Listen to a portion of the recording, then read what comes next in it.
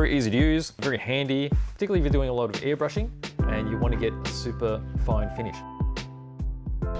Hello, this is BJ from Hearns Hobbies, and I'll be talking about a great little airbrush accessory.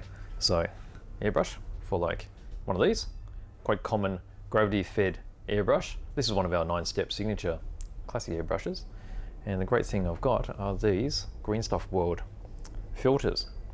So let's just have a closer look on the overhead. So you can see here, they come in a packet of 2. And basically they're just a cup with some very fine mesh. There's 2 different kinds of mesh. There's one coarser and one finer. So you can filter through your paint to make sure it gets into your cup nice and smooth. Now, one of the biggest problems, I guess, with airbrushing is clogging. And usually clogging occurs either the paint is too thick or it hasn't been mixed thoroughly enough, or the pigment is congealed and stuck together. Now, I guess it's the same with full-size automotive spraying. They quite often use a filter which looks like a coffee filter. This works in a similar sort of way. So I have the 2 which are just here on the side. Whoops, almost lost this here. Let's just move that. All right, so here are the filters. So as you can see, they're a cup type shape. The external part is exactly the same. The internal is different. So you have mesh which has been encapsulated into the cup itself, and you have a fine one and a coarse one. And you can quite easily recognize that with the reflection coming off them. So the final one has a smooth reflection, and then the coarse one, which is this one, has a rougher reflection. So hence you can tell which one is which. I guess if you're doing it in a dark environment, you can always mark the side of the cup so you know exactly which one's which. And they're quite easy to use. So all you need to do is you choose the particular cup you want to filter with, and that goes onto the cup of your airbrush.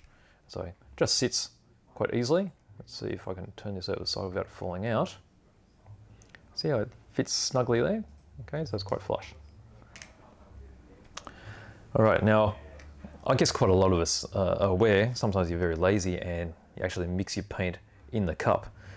The dangers of mixing it within the cup are particularly, you don't know if you've got dried fragments going in. Quite often you might have let's say a bottle of paint which has been sitting around for a while. It's dried up within the cap. You get a small piece in there, and just that small piece has blocked a nozzle, and that ruins your spray for that particular session.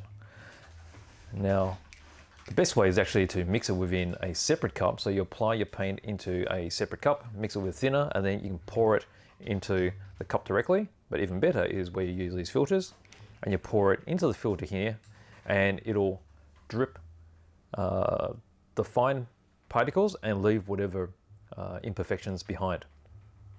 This is particularly handy with large pigmented paint. Also for metallics, because metallics sometimes they can have a very thick fleck, and you can quite easily see if the particular paint you've chosen is going to clog or not, because you'll see how much sediment is left at the bottom of this. I guess I haven't actually tried it, but you could probably mix your paint within here as well, and it will basically just filter through as you're mixing it. That's if you're doing it the lazy style. But again, if you're doing it the correct method, it's actually best to have a separate cup. It's not hard to have a separate little cup. Mix it up with your thinners, and that way you can actually see how it flows within the cup, and then you pour it into here. And that's pretty much it. So you have your fine cup, and you got your coarse cup, and again, these particular things, you don't have to throw them away after each use.